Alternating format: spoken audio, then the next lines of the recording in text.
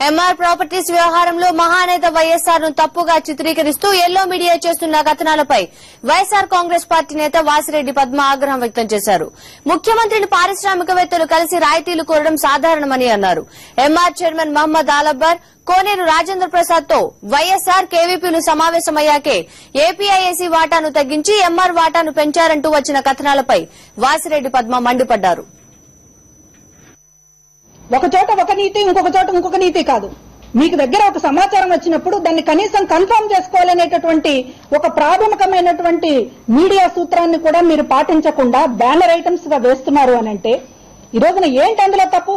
ఈ రోజున సీఎం ఉన్న తర్వాత చంద్రబాబు నాయుడు బోల్డ్ మంది ఇండస్ట్రియలిస్ట్ కలిశారు, దేశాల నుంచి వచ్చారు. ఇవాళ సీఎం కుర్చీలో కూర్చున్నటువంటి సీఎం కిరణ్ కుమార్ రెడ్డిని 100 మంది కలుస్తూ ఉంటారు. కలవగానే ఒప్పందాలు అయిపోతాయా? దానికి సంబంధించినటువంటి ఎంఆర్కి సంబంధించినటువంటిది ఒక ప్రతిపాదన ఏదైనా వస్తే దాన్ని కేబినెట్ సబ్ కమిటీ రిఫర్ చేయడం జరిగింది. ఆ సబ్ కమిటీ మొత్తం విషయాలన్నింటినీ పరిశీలించిన తర్వాత కేబినెట్ కి సంబంధించి ప్రపోజ్ చేయడం జరిగింది. కేబినెట్ లో ఉమ్మడి నిర్ణయం తీసుకున్నాక ప్రభుత్వం నిర్ణయం తీసుకోవడం జరిగింది.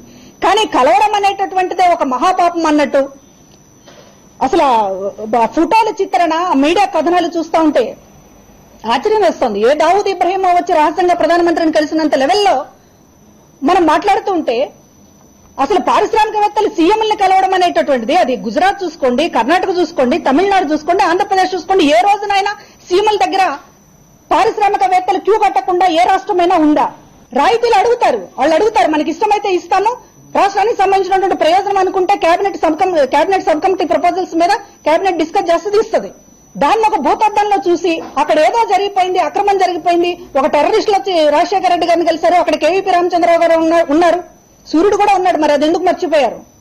కాబట్టి ఈ రకంగా కథనాలు వడ్డించడం అనేటటువంటిది, వండి వార్చడం అనేటటువంటిది మంచిది కాదని పదే చెప్తున్నప్పటికీ కూడా ఈ రకంగా చేయడం అనేటటువంటిది చాలా బాధాకరం.